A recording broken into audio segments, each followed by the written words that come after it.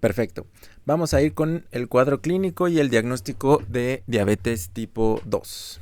Entonces, lo que tienen que recordar para el desarrollo del cuadro clínico, signos y síntomas del paciente con diabetes tipo 2, es que en diabetes tipo 2 todo es lento, el proceso es muy lento, tarda meses, tarda años. De hecho, recuerden que la mayoría de los pacientes con diabetes tipo 2 se diagnostican estando asintomáticos, ¿vale? Inclusive más o menos el 16% de los pacientes se van a diagnosticar ante la aparición de complicaciones crónicas microvasculares. La más común es retinopatía, ¿vale? Va a ser más frecuente, como ya lo habíamos visto, en mayores de 60 años. Recuerden, si yo te pongo un caso de una persona de 60 a 65 años, en automático tú tienes que asumir que tiene diabetes tipo 2. Y la complicación aguda clásica es el estado hiperosmolar hiperglucémico no cetósico. Muy bien. ¿Cuáles son los síntomas? Los síntomas principales son lo que conocemos como las 4 P's: poliuria, polidipsia, polifagia y pérdida de peso, ¿vale? Se los tienen que saber de memoria. Creo que de tanto repetirlo en las clases ya se lo deben de saber. Esto puede estar asociado a fatiga, disminución de la agudeza visual por edema de cristalino o por deshidratación del mismo. Podemos encontrar acantosis nigricans, hablando de resistencia a la insulina importante, y los pacientes se pueden presentar por curación lenta de heridas que requieren un par de semanas para cicatrizar o para sanar. Muy bien, ahora vamos con el diagnóstico, que es la parte que es un poquito más compleja, no tanto porque sea complejo diagnosticar al paciente con diabetes tipo 2, pero es complejo en el paciente asintomático saber a quién le hago tamizaje, cómo interpreto las pruebas, cómo sé si mi paciente tiene diabetes o no, dependiendo si tiene una o más pruebas. Esa es la parte, pues más que difícil, engorrosa, que si estás como muy tenso en el examen puede ser que te equivoques, pero no te equivoques. Bien, entonces el tamizaje, recuerden, lo vamos a iniciar, esto por las guías americanas, lo vamos a iniciar a los 35 años de edad. Si yo les pongo en el examen una persona de 38 o 40 años con heredofamiliares de diabetes, bueno, entonces ese paciente ya se haría acreedor a una prueba de tamizaje, ¿vale?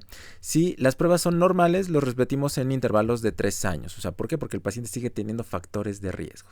Siempre tenemos que valorar estos factores de riesgo para saber a quién sí, a quién no le hacemos tamizaje y a quién se lo estamos haciendo pues con menos espacio de tiempo para detectar el momento adecuado para hacer el diagnóstico. Muy bien. Entonces, ahora sí, si mi paciente tiene 35 años y tiene sobrepeso por índice de masa corporal, recuerden, mayor o igual a 25, más uno de los siguientes, o sea, más un factor de riesgo, pues en automático le tengo que hacer tamizaje. Entonces, si mi paciente tiene sobrepeso y es sedentario, tiene antecedentes serofamiliares de primer grado, es de una etnia de riesgo, es una mujer con antecedente de diabetes gestacional o con un bebé macrosómico, o tiene datos de resistencia a la insulina, ovario poliquístico, es hipertenso, tiene dislipidemia del diabético, tiene ya diagnóstico previo de prediabetes o tiene historia de enfermedad cardiovascular, en automático, con uno de estos más sobrepeso, yo tengo que hacer tamizaje. Entonces, en el examen es probable, muy posible, seguramente, te voy a poner un hombre, una mujer de 42 años de edad que a lo mejor en su embarazo tuvo un bebé que pesó 4 kilos con 200. Entonces tú tienes que asumir que esa paciente tuvo diabetes gestacional y tiene un índice de masa corporal de 32. Entonces esa paciente tú me vas a responder que sí se hace acreedor a un tamizaje, a una prueba de tamizaje. Bien, entonces aquí viene la parte un poquito más compleja. ¿Cómo hacer el diagnóstico de diabetes tipo 2? Bien, para empezar, siempre hay que dividir al paciente entre el paciente que está asintomático y el paciente que está sintomático. El problema, que no es problema nuevamente, es un poquito más engorroso, es en el paciente asintomático, que quedamos que son la mayoría de los pacientes. Porque en el paciente sintomático, pues es de cajón, o sea, está aquí muy fácil la cosa. Entonces vamos a darle un poquito de énfasis aquí para que les quede muy claro cómo se hace el diagnóstico. Bien, entonces empezamos con el paciente asintomático. Entonces, lo primero que tenemos que evaluar son los factores de riesgo, la edad y si tiene sobrepeso o no. Vamos a asumir que mi paciente es mayor de 35 años, tiene sobrepeso por índice de masa corporal y tiene heredofamiliares de primer grado con diabetes tipo 2. Entonces, ese paciente pues claramente se hace acreedor a una prueba de tamizaje. Ahorita en la siguiente diapositiva vamos a ver cuáles son estas pruebas. Si esta prueba de tamizaje es positiva, entonces mi paciente se hace acreedor a una prueba confirmatoria. Esta prueba confirmatoria normalmente se hace 3 o 6 semanas después de la prueba inicial. Si hago la prueba confirmatoria y esta también es positiva para el diagnóstico de diabetes, entonces ya con 2 pruebas, en automático mi paciente ya cumple criterio o ya cumple el diagnóstico de diabetes tipo 2. Nuevamente, mayor de 35 años, sobrepeso más un factor de riesgo, se gana una prueba de tamizaje. Si esta es positiva, se gana una prueba confirmatoria. Si esta prueba es positiva, entonces se gana el diagnóstico de diabetes tipo 2. Bien, ¿cuáles son las pruebas diagnósticas? Son 3, ¿vale? Recuerden, estamos en el paciente asintomático. La primera prueba es la glucosa sérica de ayuno. Recuerden, para cuestiones de examen, ayuno de 8 horas, ¿vale? La segunda prueba es la curva de tolerancia oral a la glucosa. El nivel que nos interesa es a las 2 horas y recuerden que se hace con 75 gramos de glucosa. Esta prueba es la gold standard, la llamada gold standard. ¿Por qué? Porque tiene la mayor sensibilidad y especificidad de las 3. Finalmente está la hemoglobina glucosilada. La hemoglobina glucosilada, recuerden que es el promedio de la glucosa en los últimos 3 meses. Cabe señalar, es importante ver que la hemoglobina glucosilada es la que de las 3 tiene el menor rendimiento para hacer el diagnóstico de diabetes. No es que sea mala, tiene sensibilidad y especificidad arriba del 88-90%. Sin embargo, de las 3 no es la mejor. De hecho, es de las 3 la menos adecuada. Pero las 3 son apropiadas tanto para hacer el tamizaje, o sea, las 3 nos van a servir para prueba de tamizaje, como para hacer las pruebas confirmatorias. Puedes hacer una y después otra, puedes hacer una y repetir la misma a las 3 semanas, o sea, no importa el tipo de prueba o la prueba, lo que importa es hacerla. Bien, ahora sí, en el paciente asintomático, ¿cuáles son los criterios en base a estas pruebas para que tenga el dato compatible con diabetes, para que cumpla criterio de diabetes? En la glucosa sérica de ayuno, recuerden, con ayuno de 8 horas, si después de 8 horas mi paciente tiene la glucosa mayor o igual a 126, entonces cumple el criterio de diabetes tipo 2 o le podemos poner que es una prueba positiva para diabetes.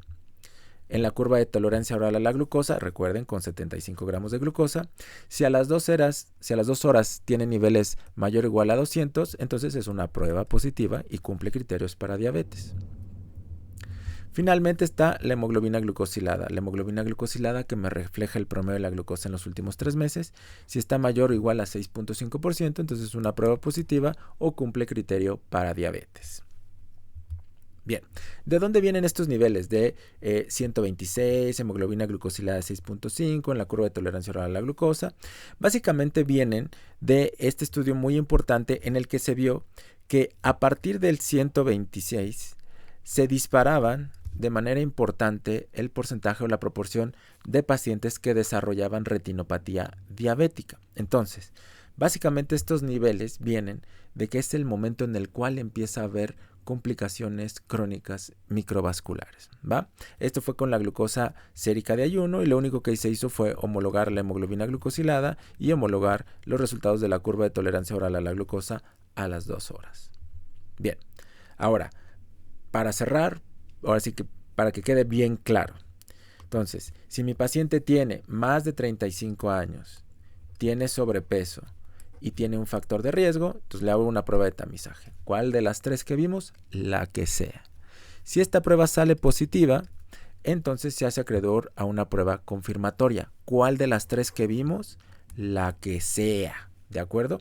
Si esta prueba confirmatoria es positiva, entonces se hace acreedor al diagnóstico de diabetes tipo 2. Así de sencillo. Bien, ahora, ¿qué pasa cuando el paciente llega con 2 pruebas? O sea, llega al consultorio y ya tiene 2 pruebas, que es algo muy común. De hecho, me parecería ser que actualmente es lo más común que pasa en la consulta privada. Entonces, hay 3 casos. Si mi paciente viene con una prueba positiva y la segunda también es positiva para diabetes, pues no hay que buscarle mucho, ¿no? Ya tiene diabetes mi paciente. En el segundo caso, si mi paciente tiene una prueba positiva para diabetes, pero la segunda prueba es negativa, a esto se le van a llamar estudios discordantes. O sea, uno es positivo y el otro es negativo. Aquí ¿qué hay que hacer? Como lo que buscamos es oficializar el diagnóstico de diabetes tipo 2, entonces repetimos la prueba que salió positiva. Ejemplo, si yo hago una glucosa sérica de ayuno y salió en 120, pero en la curva de tolerancia oral a la glucosa salió en 202 a las 2 horas, voy a repetir la que salió positiva para diabetes, que en este caso sería la curva. Entonces repito la curva y ya puedo saber si mi paciente tiene o no diagnóstico de diabetes. Así puede venir en el examen. No lo sé, puede que sí, puede que no, quién sabe. Finalmente, en el caso 3, tenemos que el paciente llega con 2 pruebas, ambas son negativas, pues no tiene diabetes, ¿verdad? Entonces, si las 2 negativas no tiene diabetes, si las 2 positivas, pues sí tiene diabetes. Si una es positiva y una es negativa, son discordantes, entonces repito la que salió positiva porque lo que yo quiero es confirmar que mi paciente tiene diabetes mellitus tipo 2. Bien, ahora, eso fue en el paciente asintomático, que es como lo complejillo, ¿no? De hacerle una y luego otra, y bueno, qué tal que viene con 2, qué tal que sí, que eso es lo no difícil, rebuscado, ¿vale? Pero el paciente que viene sintomático, recuerden las 4 P's, ¿va? Que es poliuria, polifagia, polidipsia y pérdida de peso, ¿vale? Entonces, si mi paciente viene con esas 4 P's, solo necesito una prueba. ¿Qué pruebas? Aquí pueden ser 4. La glucosa sérica de ayuno, y recuerden ayuno de 8 horas, que salga mayor o igual a 126. La curva de tolerancia oral a la glucosa a las 2 horas mayor o igual a 200, recuerden, con 75 gramos de glucosa. Y o la hemoglobina glucosilada mayor a 6.5%, ¿vale? Sin embargo, aquí entra lo que conocemos como la glucosa sérica aleatoria. Esta glucosa que puedo tomar en cualquier momento del día. O sea, si mi paciente llega a las 3 de la mañana después de haberse ido a cenar unos taquitos y viene a urgencias con las 4 P's, poliuria, polidipsia, polifagia y pérdida de peso, le hago una glucosa sérica en ese momento. A esa glucosa sérica le voy a llamar glucosa sérica aleatoria. Y si esta glucosa sérica aleatoria sale mayor o igual a 200, con eso ya es más que suficiente para hacer el diagnóstico de diabetes mellitus tipo 2. Recuerden, si mi paciente tiene las 4 P's y le hago una prueba y sale positiva, ya con eso. Ya no es necesario que le confirmo, que no sé qué, que en 3 semanas regrese. No, ya no es necesario estas cosas, ¿vale? Con una es más que suficiente.